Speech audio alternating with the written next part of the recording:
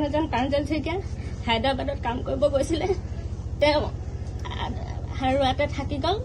তেওঁৰ লগত গৈছিলে লোকনাথ বৰুৱাও থাকি গ'ল আৰু তেওঁৰ লগৰ বিশ্বজিৎ আৰু চনুকণ আৰু কি কয় ধেনা ৰঙাই তেওঁলোক 4জন পালেগে। মোৰ মানুহজনৰ বেগটো গ'ল, মানুহজন হাৱাত থাকি গ'ল। তাৰপিছতে প্ৰাঞ্জল শইকীয়াৰ লগত মই 29 তাৰিখ 12মান বজালৈকে কথা পাতিবলৈ পালো। তেওঁ মোক কৈছে যে এৰি থৈ গ'ল, মই থাকি গ'লো। লোকনাথ বৰুৱা ক'ত নামিলে প্ৰাঞ্জল শইকীয়াই গম নাপায়, কিন্তু বাকী কেইজনে কৈছে লোকনাথ বৰুৱা আছিলে, কথা পাতি আছিলে, লগ পাই আছিলো। এজনে কৈছে নাই পোৱা। যোৱা 25 তাৰিখে শিমলুগুৰিৰ পৰা উঠিছিলে ট্ৰেইনত। ৰাতিপুৱা বৃহস্পতিবাৰে 5মান বজাত ফোন কৰিছে গুৱাহাটী পালোহি বুলি। গুৱাহাটীৰ পৰা 8-9 বজাত উঠিম বুলি টিকেট কৰিম বুলি ফোন কৰিছিলে। এতিয়া আজিলৈকে তেওঁ 10 দিন হ'ল আজি যোগাযোগ নাই, ফোন চুইচ অফ। পুলিচক খবৰ দিছে না? পুলিচক খবৰ দিছিলো, পুলিচে ইনফৰমেশ্যন পঠিয়াইছো কৈছে। অসমৰ বাহিৰত হেৰাইছে তেওঁলোক, অসমৰ বাহিৰলৈ ইনফৰমেশ্যন পঠিয়াইছো কৈছে। একো ইনফৰমেশ্যনৰ উত্তৰ একো পোৱা নাই বুলি কৈছে। গেলেকী আৰক্ষী থানাত দিছিলো। এতিয়া মোবাইলৰ লাষ্ট লোকেশ্যনটো বিচাৰি দিবলৈ ক'লেতো তেওঁলোকে মোবাইলৰ লাষ্ট লোকেশ্যন দুটাও উলিয়াব পৰা নাই বুলি মোক কৈছে।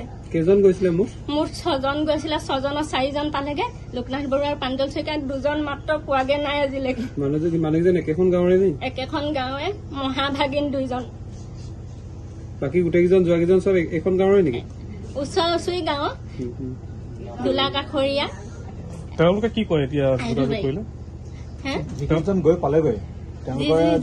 গৈ পালেগে তেওঁলোকে এজনে কৈছে প্ৰাঞ্জল শইকীয়া গুৱাহাটীত মুৰ্গী বেমাৰ হৈছিলে, নাকে মুখে তেজ ওলাইছিলে, তেতিয়া কৈছে লোকনাথ বৰুৱা আছিলে।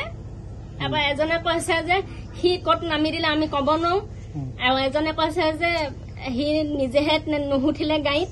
তাৰমানে গোটেইকেইজনে তেওঁলোকে বেলেগ বেলেগকে কথা কৈছে।